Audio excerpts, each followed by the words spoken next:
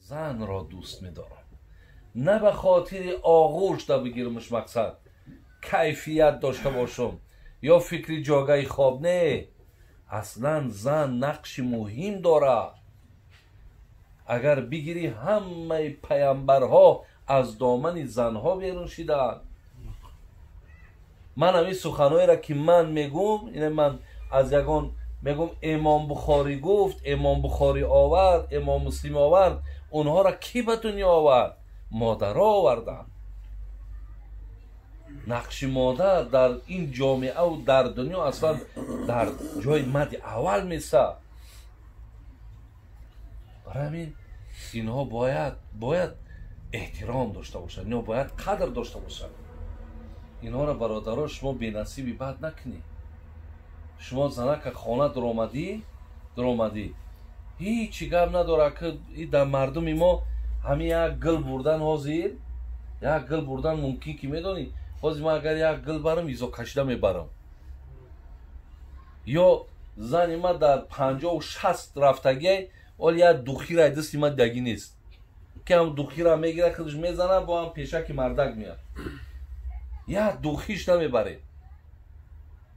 که سنت پیامبر نازنین مونای که ما در خانه بدراماز میدونی که همین باور که ما که باورم نمیاد که شما خانه بدروین هم یکی زنه کردی بگوی السلام علیکم، زن تا هیچ وقت سلام نمیدی.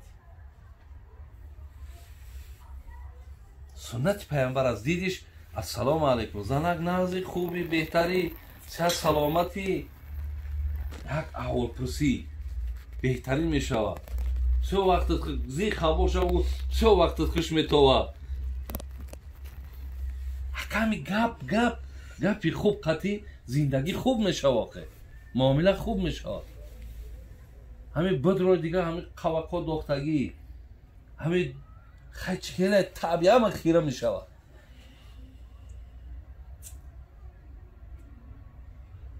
این فقط برای بچه ها که بودیم برای شما گفتم. انشالله وقتی شام کشیده اگه یک با پیوستش میکنم دخترکا و زنکا دم گپ بسیاره که انشالله بسیار شنیدن، لیکن با میگم با بشنون. برای همین دادرای عزیز اما عزیزان میگه یا نکته بس است اگر شعور است ورنه چو چراغ پیش کور است.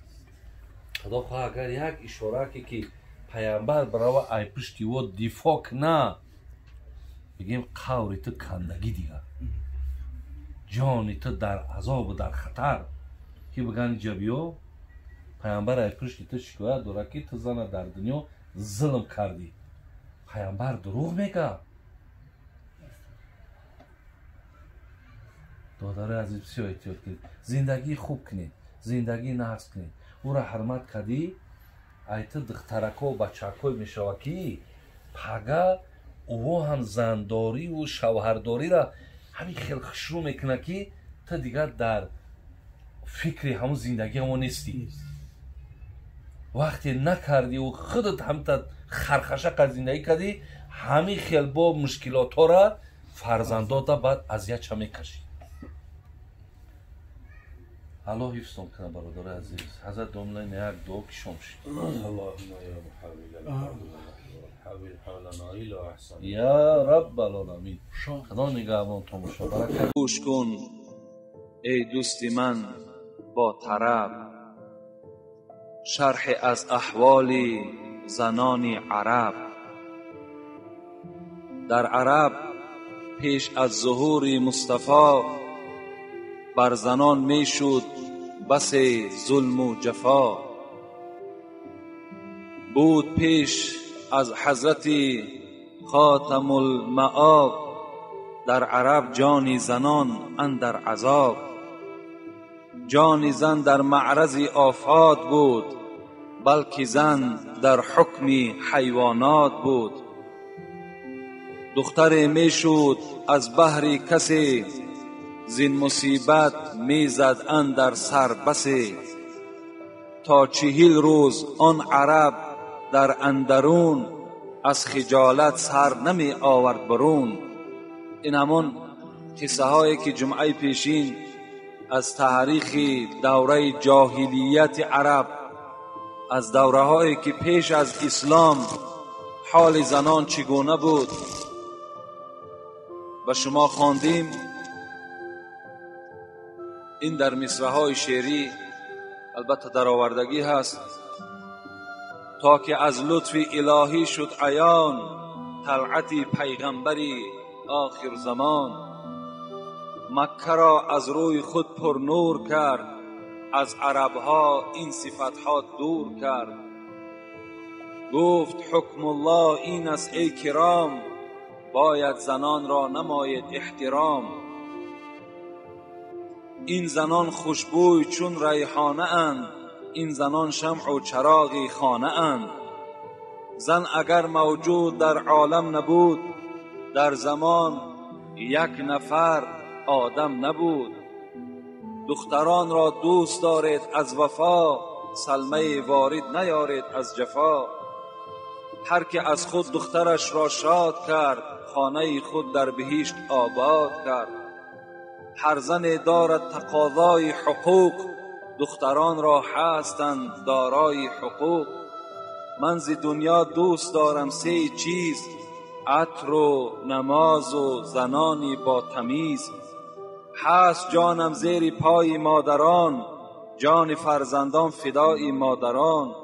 هر کی نیکویی نماید با عیال، یابد اندر نزد حق رزق حلال. ای زنان و دختران شادی کنید، همچو سروی سوسن آزادی کنید. هست پیغمبر طرفدار شما، فاطمه نیز در بهشت یار شما. دختران را مصطفی آزاد کرد، جمله زنهای عرب را شاد کرد. مرد و زن گویند تا یوم القیام، بر محمد مصطفی بادا سلام.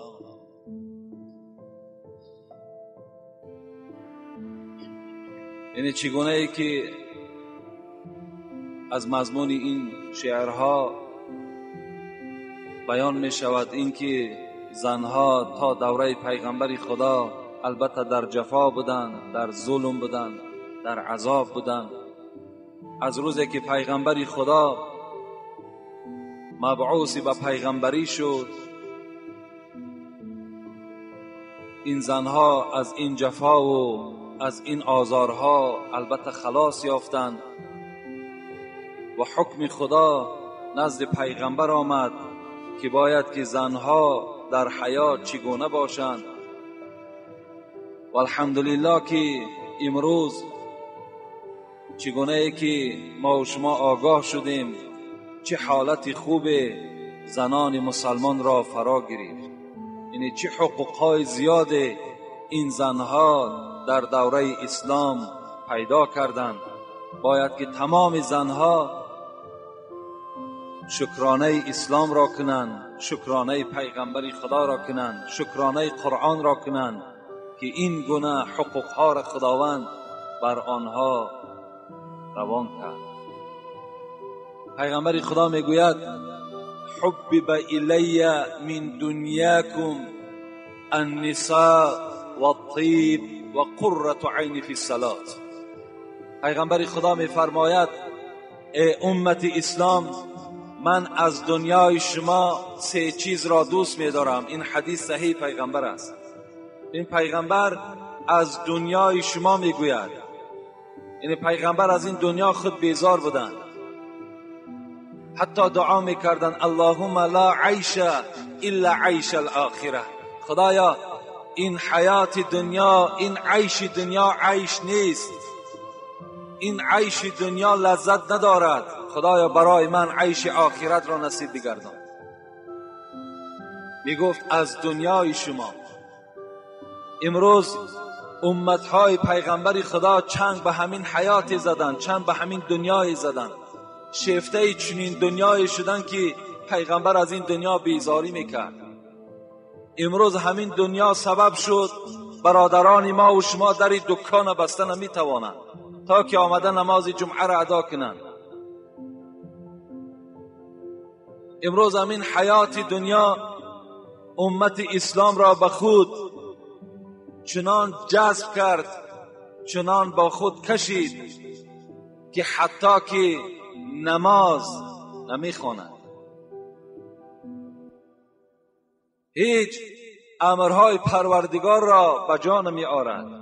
حالا که خدا در قرآن میگوید و ما الحیات الدنیا الا متاع الغرور، خدا خبر میدهد، سوره حدید است. ای بندگان من، ای فرزند انسان، حیات چیست؟ دنیا چیست؟ دنیا این است که به منزله یک متاعی که شما را مغرور می سازد.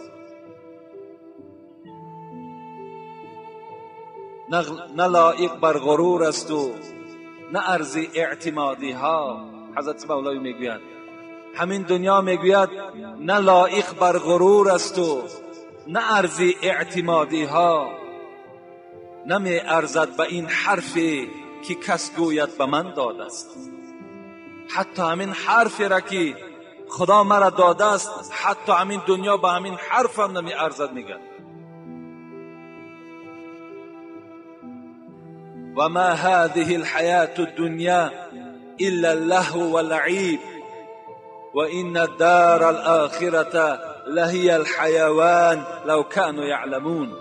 خداوند در دیگر سوره قرآن میگوید حیات دنیا این به منزله یک سرگرم کردن شما و به منزله یک بازیچه هست که طفل وی را بازی میکنه.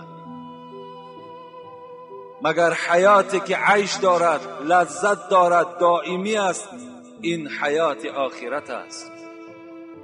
بازیچه است، طفل فریب، این متاع دهر. بازیچه است، طفل فریب، این متاع دهر. به عقل مردمان که بر آن مبتلا شوند. رسول اکرم گفتن از همین حیات شما من 3 چیز را دوست می دارم. بین این هم یکی از بلند بودن حقوق زن هاست که پیغمبر میگوید که اولین چیزی که من از دنیا دوست می دارم و احترامش میکنم النساء، این زن هاست. زنها را دوست می دارم، زنها را احترام میکنم، زنها را نوازش میکنم. در زمانه های پیش از پیغمبر زن دوست نمی داشت، مرد زن را دوست نمی داشت، زیرا وی به حیث شخصیت شناخته نمی شد. وی در حکم حیوان بود. و دوم چیزی که از دنیا من دوست می دارم، گفت پیغمبر، و طیب، این خوشبویی است. دوست می دارم که بدن امت من بوی خوش کند، بوی عطر کند. اینم پیغمبر گفتن دوست می دارم. و سوم چیزی که من دوست می دارم، پیغمبر گفتن این نماز است. دوست می دارم که دائم با نماز باشم. هر مهماتی که پیش من آید جای نماز را پرتایم و از خدای خود آن مهمات را حل نمایم.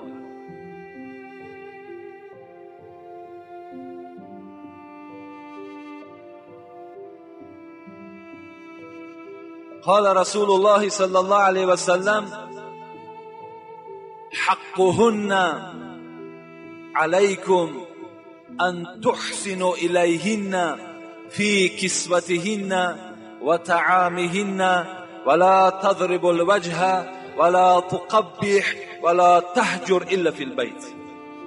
پیغمبر خدا فرمودند من بر شما ای مردهای امت حقهای را که زنها بالای شما دارند خبر میدهم.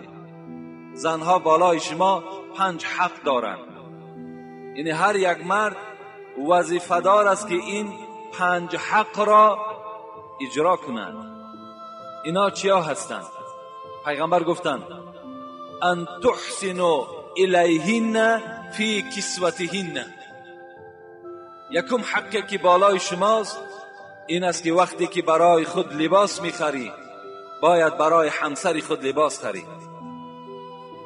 وقتی بدن خودت زیبا میکنی از لباس، باید که بدن زن تو هم از لباس زیبا باشد. یعنی یکم حقوق مرد همین است که بدن زن را باید از لباسش تأمین کند. و دوم و طعامهن. دوم باید که زنها از طعام برخوردار باشند. یعنی وقتی که اگر شکم به مرد وقتی که از طعام سیر باشد یا مرد در جای طعام میخورد، باید که فکر عیال خودم داشته باشد، باید که خاندان او هم از طعام تأمین باشد.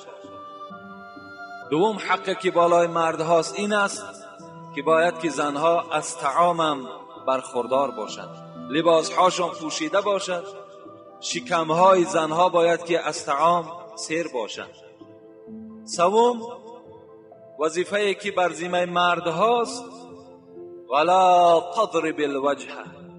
پیغمبر گفتند وقتی که شما زنها را آداب میدهید باید که در چهره زنها شما نزنید.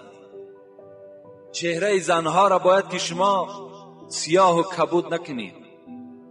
چگونه ای که جمعه پیشین برای شما خبر دادم که پیغمبر در حدیث های صحیح گفتند که یکی زدن در جای ملایمی زن باشد و آلات هایی که زن را زده می شود این باید که مسواک چوب باشد یا اینکه دستمال باشد.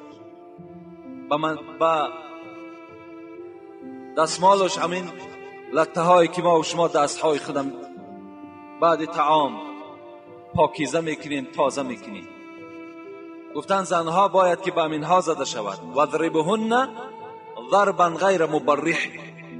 یعنی چنان زنید که زنها را چنان آداب دهید که نه چندان سختی باشد. این لفظ پیغمبری خدا هست. انا سوم گفتم پیغمبر شما مردها حقوق ندارین که در چهره زنها زنید. و چهارم ولا تقبیح. شما حق ندارید که زنها را دشنام های قبیح دید. این زنها را چگونه ای که امروز مردها خیلی دشنام های قبیح می دهند که نه پدری او میماند، نه مادری او میماند، نه اولاد او میماند. البته حالت غضب است، گاه می شود که یعنی مردها غضبناک می شوند از حساب رفتارهای نادرست زنها، لیکن به هر حال این وظیفه مرد است و امر پیغمبر است که باید که مرد خودداری کند، مرد باید خودش را اداره کند. یعنی دشنام دادن مادری او، پدری او یا اولاد او بر مرد هیچ نتیجه نمی آورد، هیچ فایده هم ندارد، بلکه در این دشنام دهنده گناهگار می شود. این چهارم حقوقی که زنها بالای مردها دارند این است. پنجم پیغمبر گفتند ولا تهجر الا فی البیت. یعنی وقتی که اگر زنهای شما با شما ملال شدند، زنهای شما با شما قهری شدند، حالان که این زنها حق ندارند که با مردها ملال ایستند یا با مردها قهری ایستند، زیرا که هر ثانیه و هر ساعتی که زنها با مردها قهری می شوند در لعنت خدا گرفتار می شوند، در لعنت ملائکه گرفتار می شوند و اونها با همه درد، با همه بلا این زنها بعداً مبتلا می شوند. یعنی هر وقتایی که زنها اگر مبادا با یک جنجال از مردها ملال شدند یا قهری ایستادند، در حال خوش به حال همون زنی که بخشش طلب میکند و حیات خود باز مثل اولش شیرین میگرداند. رسول اکرم گفت وقتی که اگر مبادا در بین شما اگر قهرگی پیدا شد یا اینکه شما خواهید که زنها را یک آداب دهید، یک تعلیم دهید، شما جایگاه خواب را از پهلوی زن جدا کنید الا فی البیت. لیکن در همون خانه که زن خواب است در همون خانه جایگاه خواب جدا کن. تو دیگر خانه و یا که از حولی بیرون نشو، زن در خانه تنها بگذار، بلکه همون خانه که شما خواب بودین برای آداب دادن زنها، یعنی برای آنکه زنها بفهمند که مرد از او ملال است، برای آنه که این عملی من یعنی زن باید که این در خیالش گذراند وقتی که مرد جاگه خواب از او جدا میکند. یعنی گذراند که من یعنی کار ناشایسته ای کردم که ملال شوهر من شد و او از پهلوی من جدا شد، باید که در همون خانه ای که زن خواب است، در همون خانه پیغمبر گفتن باید که مرد جاگه خوابش را جدا کند. این است حق‌هایی که 5 حقی که زنها بالای مردها دارند. البته چگونه ای که مردها بالای زنها حقوقها دارند و خیلی مرتبات بلند دارند، نگاه میکنیم که زنها هم بالای مردها باز حقوقها داشتند. و حتی اگر ما و شما نظر کنیم دیگر فضیلت های زنها این بود که چگونه ای که مردها در جهاد با پیغمبر خدا اشتراک داشتند، زنها هم در جهاد اشتراک داشتند.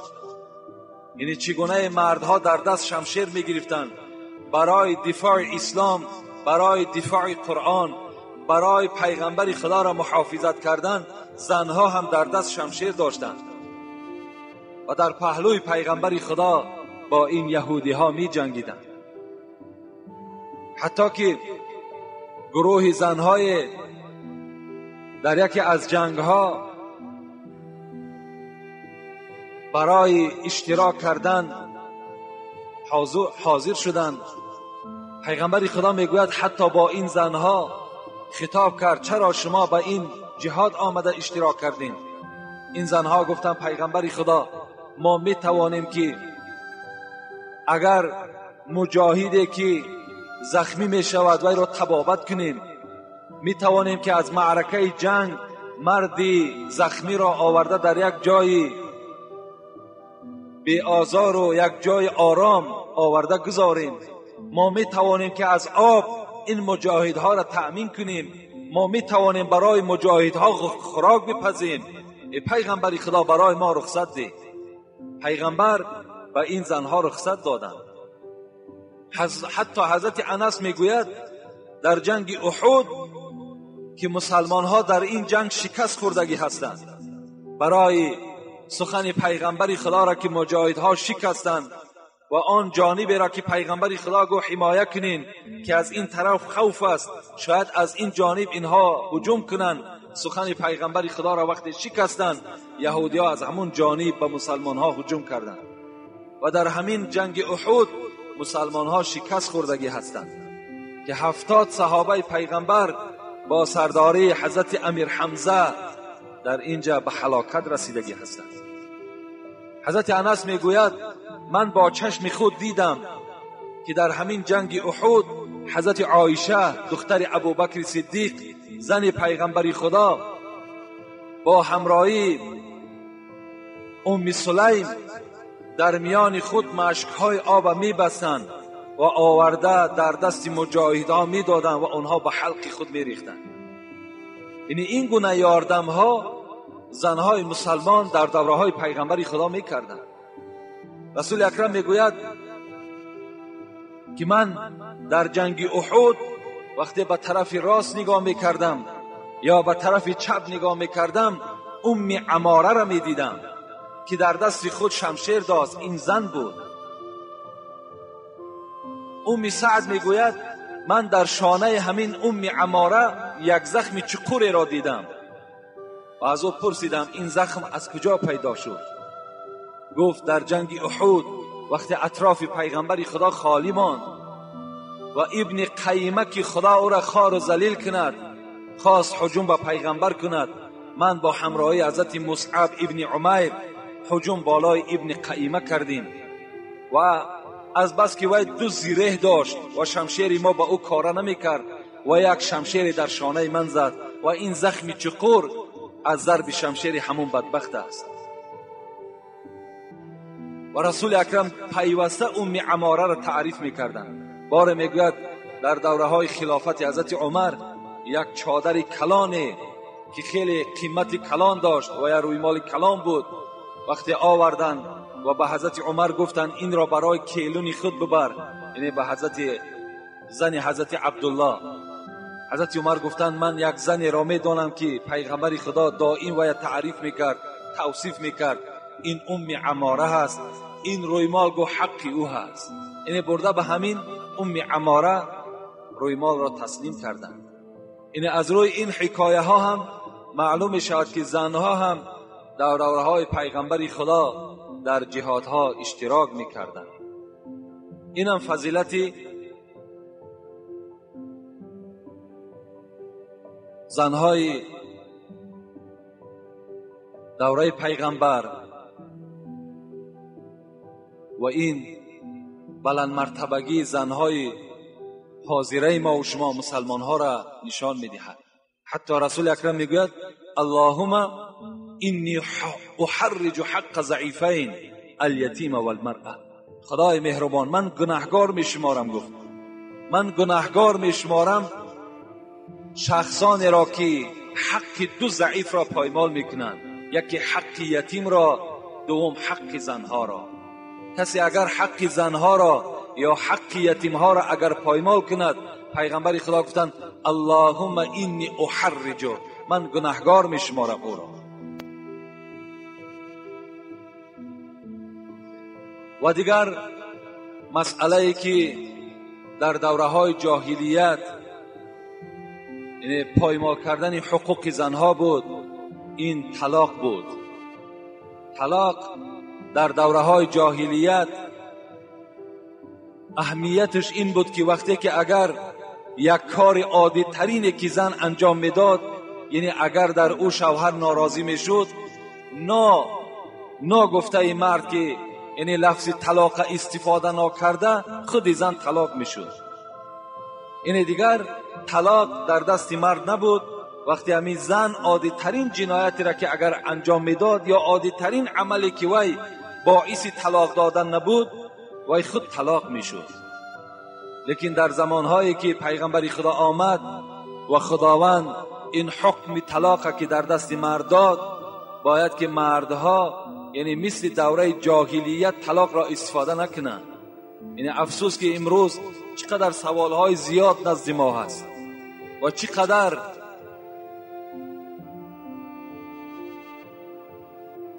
مراجعت‌های زیاد از طرف جوانها هست که همه اونها زنهای خود طلاق دادن و امروز میخواهند که باز فتوای یابند، باز میخواهند راه یابند که با این زنها زندگی کنند. البته طلاق حلال است. چگونه پیغمبر میگوید ابغض الحلال الی الله الطلاق. طلاق حلال است، لیکن بدترین حلال ها در نزد خدا به شمار می رود. از همه شما جوانای عزیز و از همه پدرهایی که در خانه صاحب کلین هستند مراجعت میکنم و خبر میدهم که باید که به طلاق دادن هیچگاه راه ندهند. تا حد امکان، تا تمام مصلحت و تمام شرایط ها را استفاده برده، بعداً باز همون به دستور یگان داملا و یگان عالم مرحمت بعداً طلاق کند. و الا خیلی آدم باید که در مسئله طلاق باید با صبر باشد، شتاب نداشته باشد.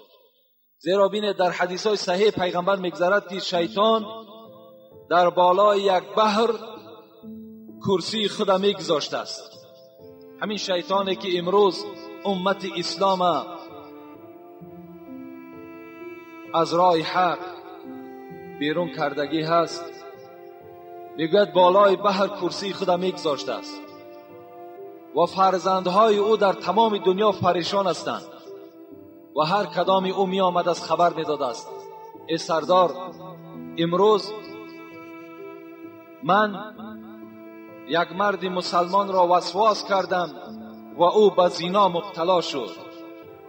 این سردار چی می گفت است؟ می گفت است نه آنقدر کاری بزرگی را انجام دادی. باز دیگری می آمد است ای سردار، امروز من یک نفری مسلمان را نگذاشتم که در نماز 5 وقته در نماز جماعت اشتراک کند.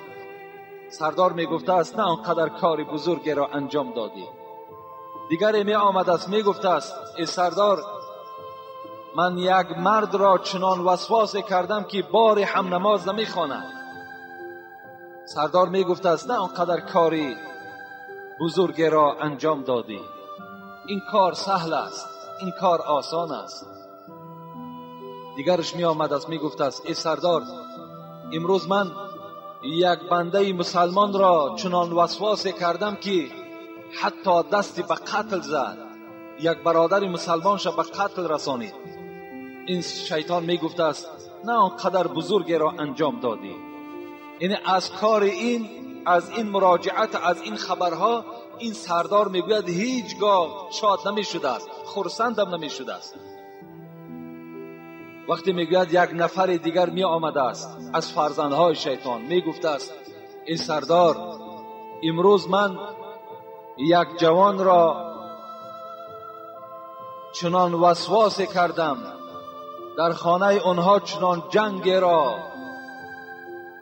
مبتلا کردم که وی مرد عاقبت زن خود طلاق داد. میگوید این سردار از بالای کرسی میخیسته است و نزد این فرزند خود می آمده است و این فرزندی که این گونه عمل را انجام داده است وی را در آغوش می گرفته است، می گفته است خوش به حال تو که چنان یک کار بزرگی را انجام دادی، در این عملی تو عرش پروردگار جنبید. از یک طلاقی که تو در خانه این مسلمان برپا کردی، عرش پروردگار را تو در جنبش در آوردی. از طلاق عرش پروردگار می جنبد. خدای مهربان از این طلاق بی نهایت ناخشنود می شده است.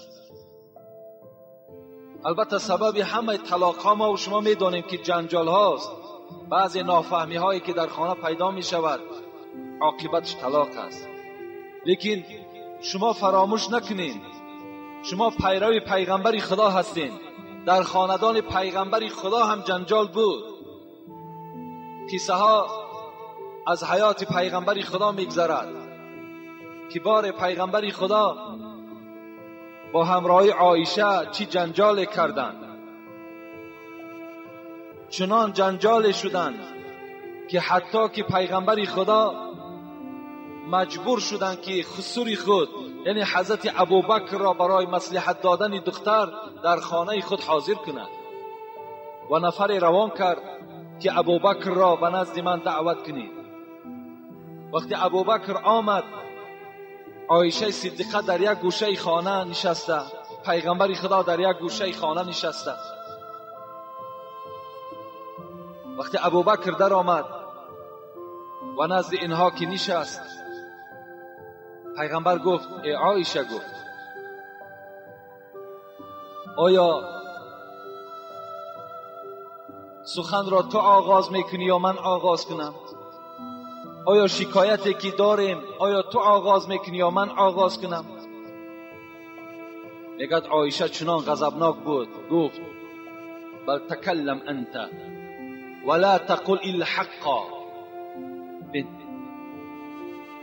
ای محمد، گفت تو آغاز کن، لیکن وقتی که صحبت میکنی، وقتی که سخن میگویی، گپی راست بگو.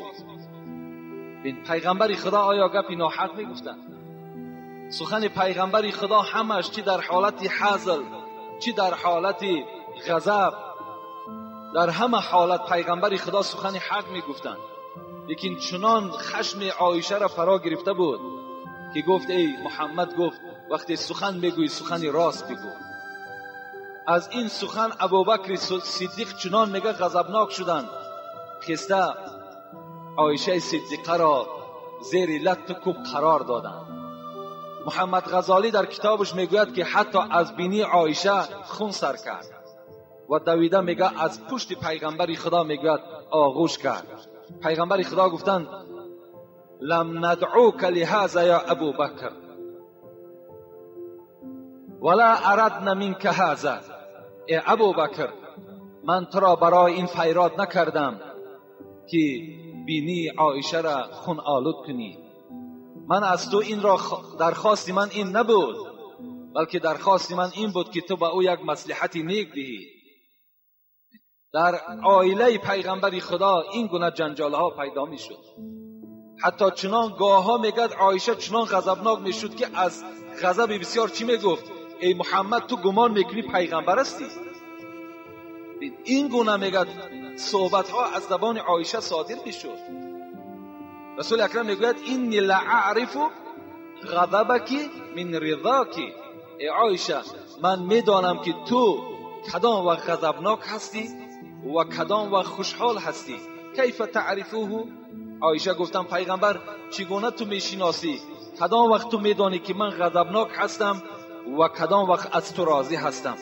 پیغمبر گفتن که اذا رضیتی قلتی لا و اله محمد صلی الله علیه وسلم و اذا غضبتی قلتی لا و اله ابراهیم علیه السلام.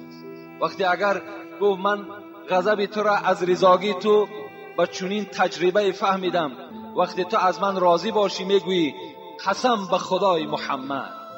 یکی وقتی از من ناراضی باشی یا غضبناک باشی میگویی که قسم به خدای حضرت ابراهیم علیه السلام نام مرا نمیگیری. از این حکایه ها چی معلوم می شود؟ معلوم می شود که در حیات پیغمبر خدا هم، در بین زنهای پیغمبر خدا هم گاه وقت نافهمی ها پیدا می شد. یعنی از جانب زنها پیدا می شد. پیغمبر خدا هیچ عیب نداشتند. من برای شما جمعه پیشین خبر دادم که پیغمبر گفته بودند فَإِنْ ذَهَبْتَ تُقِيمُهُ كَسَرْتَهُ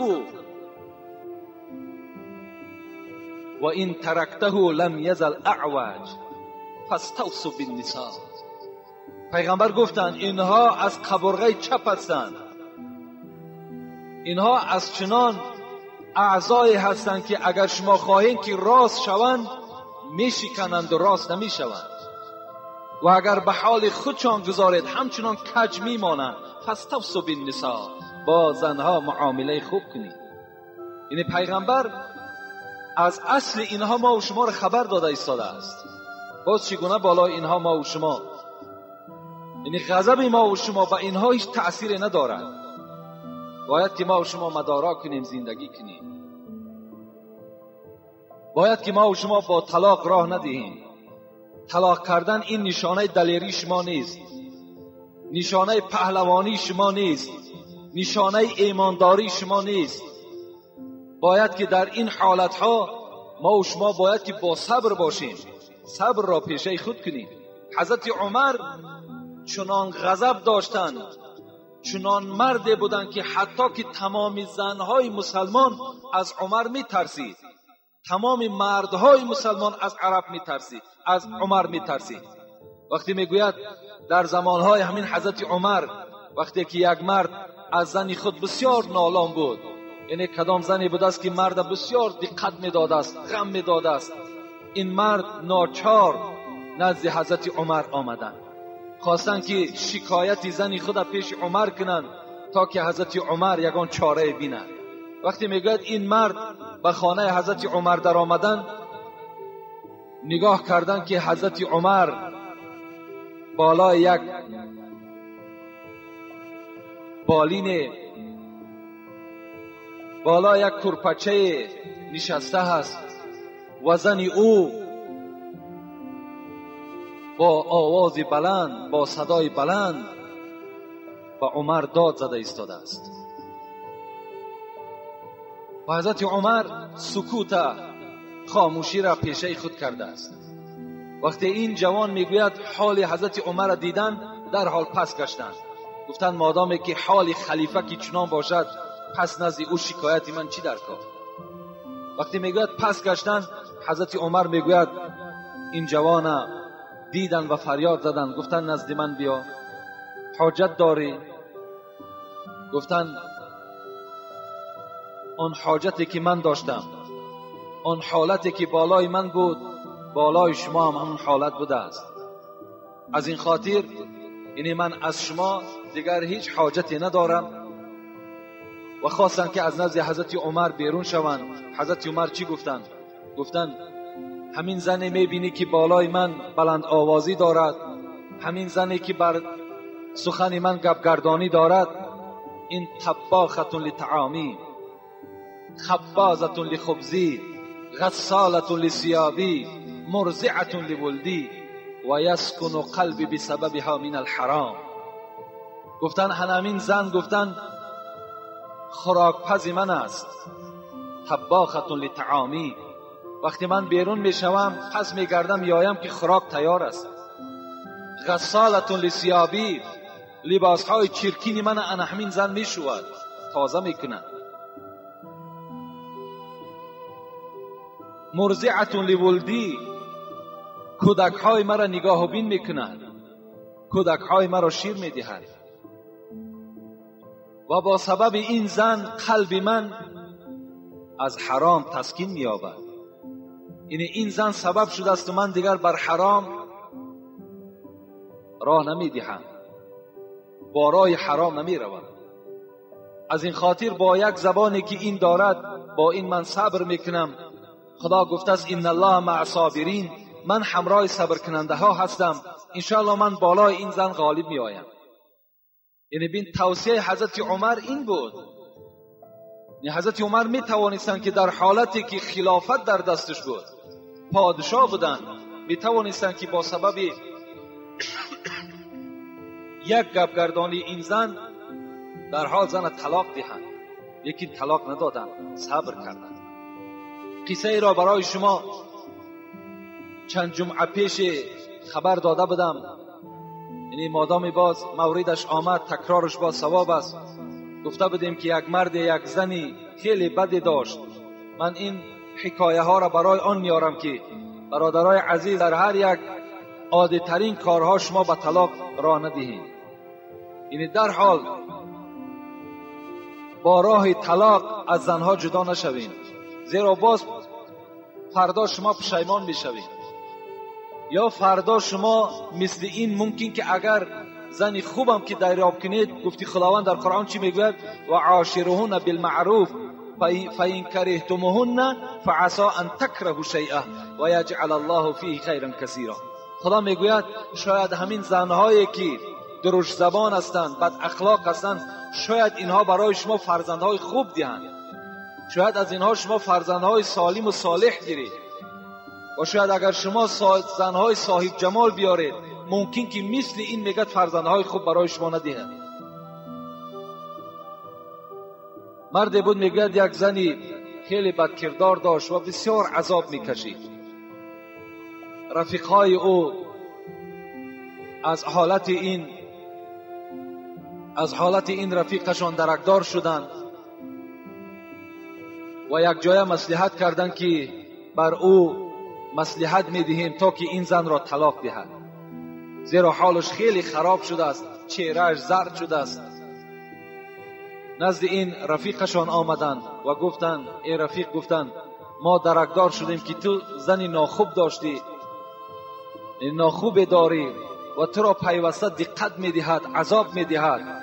چی خوب میشود که از این عذاب با راه طلاق از او خلاص شوی. این مرد چی گفت؟ این مرد مادامی که ایمان کامل داشت و مسلمان بود، گفت این فکر شما هم در خیال من بود، لیکن مرا دو کار نگذاشت که این زن را من طلاق دهم. اول حدیث پیغمبر خدا را خواند. کدام مردی که پیغمبر خدا گفتند صبر علی سوء خلق زوجته اعطاه الله من الاجر مثل ما اعطی ایوب علی بلائه. پیغمبر خدا گفتند کدام مردی که اگر بر آزار زنش صبر کننده است، خداوند بر او اجر حضرت ایوب را چگونه که در بیماری کشیده بود، در بلا کشیده بود، خداوند بر این مرد نصیب می‌گرداند. حضرت ایوب 8 سال، با بعض روایت 18 سال با پشت در بالای ریگ خواب کردند، بیماری کشیدند. انا همون اجر را پیغمبر خدا گفت بر مرد خدا نصیب میکند که بر فعل بدی زنش صبر کننده است. این مرد گفت من این حدیث پیغمبر خدا را وقتی که خواندم نخواستم که این زن را طلاق دهم، خواستم که با سبب صبری که من دارم خداوند اون اجر حضرت ایوب را در نامه اعمال من کتابت کند. و دوم سببی که مرا نگذاشت که این زن را طلاق دهم، اگر چی زنی بدفعل است، اگر چی زنی بد اخلاق است، بد گفتار است، این است که وقتی این را من طلاق دهم فردا یک مسلمان دیگر این را در نکاح درآورد و وی مسلمان هم در عذاب گرفتار شود. یعنی اینم یک غمخواری یک برادر مسلمان را نشان میدهد.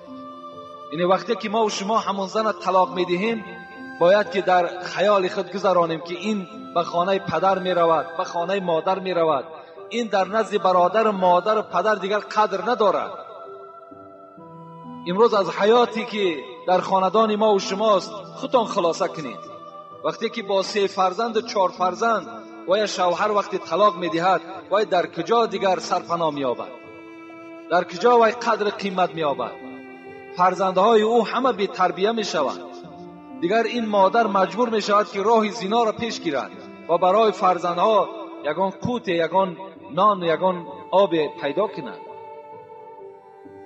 یعنی چی یک مصیبت در خاندان اون زن پیدا می شود.